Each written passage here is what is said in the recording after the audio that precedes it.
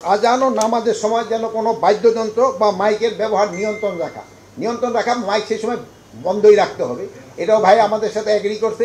আজানের কমের পক্ষে 5 মিনিট আগেই এই ধরনের কার্যকলাপ বন্ধ রাখতে হবে এবং নামাজ শেষ হওয়া পর্যন্ত এই ধরনের কার্যকলাপ বন্ধ রাখতে হবে।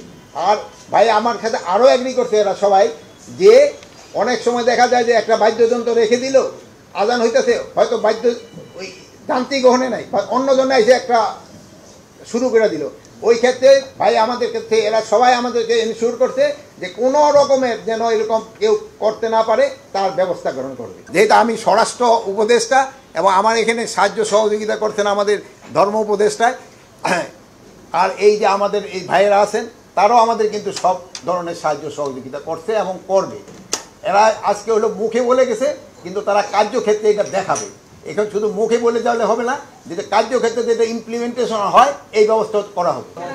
এই শাহপরণে যে হামলা হয়েছে আমি সেই সম্বন্ধে কিছু জানি না, বাট কোনো ধরনের যেন কোনো ধরনের হামলা না হয় এটা এনশিওর করার দায়িত্ব আমার।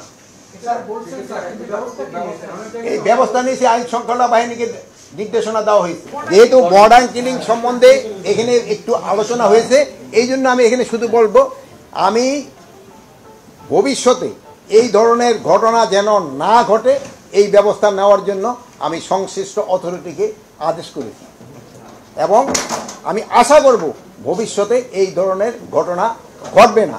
আর প্লাস আমি আপনাদের কাছে অনুরোধ করব, ভবিষ্যতে যেন এই ধরনের ঘটনা না ঘটে আপনারাও আমাকে সাহায্য সহযোগিতা করবেন।